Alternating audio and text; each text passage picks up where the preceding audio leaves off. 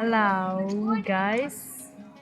We are going to talk to you about Malaysia, because we did 3 countries: Philippines, Japan, and India, and now we want to do Malaysia as well.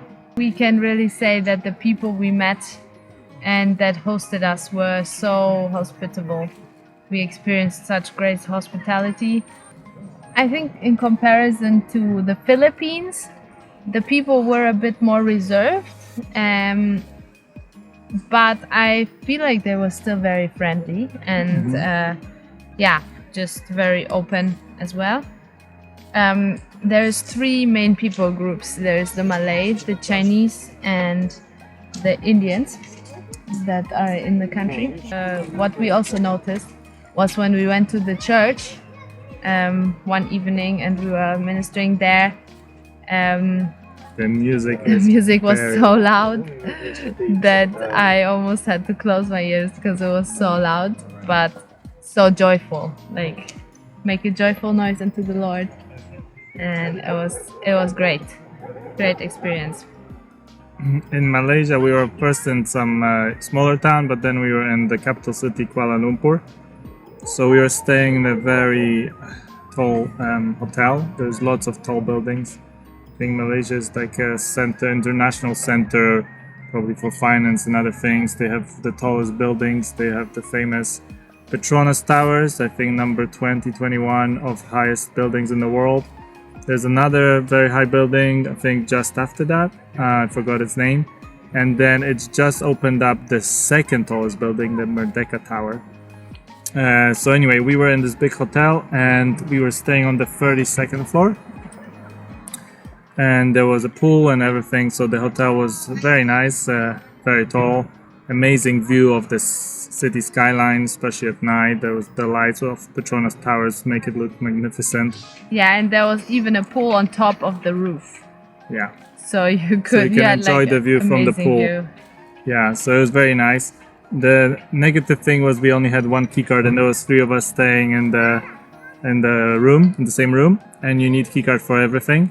So in terms of logistics, moving from place to place and having only 1 keycard, they wouldn't give us any more. That was a bit inconvenient. Fun fact, they don't use number 4 in the elevator, but instead 3A, because number 4 apparently in Chinese means death. So it's like a cultural superstition that they have. So they don't use number 4, but number 3A we only found out when we were there.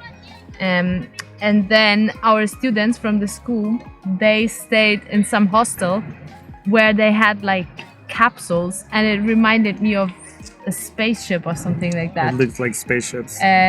Where you have like the bed is inside a capsule. There is AC as well, but you're like there's many capsules in one room, and there's about 16 per room. Yeah, about 16. But you have like your own tiny space. And you have TV there, you have air conditioner, internet obviously, and you have plugs. So it's like a bed and a room in a capsule. It was quite like advanced. A spaceship. Yeah. Very interesting. The traffic was quite organized actually. Still lots of cars and lots of queues, but the roads were in general quite good. And there's cheap taxis, so going in a taxi is not that expensive. They use this application Grab, and with that we were paying very little. Well, when we were going to the island, we were going for a visit to some island. We went for maybe 40 minutes in a taxi. No, I think it was less than that, but to the airport was an hour, and I think we paid about 15 euros. All right, yeah, the airport. When we went to the airport, we paid like 15 euros, but it was like 1 hour, 1 full hour of driving. And then, around the city, you're also stuck in traffic a little bit. But 15, 20 minutes drive or more, and it's like 3 euros or even less. To the food is very tasty, very versatile, and very well spiced. You can get anything there, like Chinese food, Malaysian food, Indian food, but I felt like there the food was always great. It was no matter what, the food was great taste. Many fruits. I remember Malaysia for trying the coconut water from a fresh coconut for the first time. So they just open the coconut, you put ice cubes in the coconut, and then you drink it with a straw. It was so good, and because it was so hot, it was so refreshing. In terms of work, we felt like it was very international. So in Kuala Lumpur, it was a huge city, and it has It's like over 8.6 million people. Yeah. So I think it was one of the biggest cities we've been in. Many people come there for work. Yeah, many people come from neighboring countries, from Singapore, and in general, even the taxis we took, these were people that came for work, specifically for work. And many people speak English. Yeah, the English level is very impressive. Yeah. The school was the most international school we had as well. Oh yeah. Many international students, and yeah, it was very good. Climate, it was hot and very humid, tropical, but we also had some rain.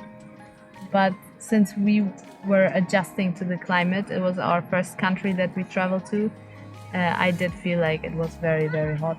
And I think it was also the climate and temperature adjustment that the body has to make when you come to a different country. Yeah, that's why if you go to some tourist places, like we went to Batu Caves, we went quite early in the morning, right? Yeah. There was plenty of people. I think at 11 maybe we arrived. So there was already plenty of people. But that's not even morning. It's already very hot. Anyway, we liked it. Yeah, it was amazing. Recommend it. Experience. Amazing people. Definitely go there if you can. And yeah, praise the Lord. Signing out.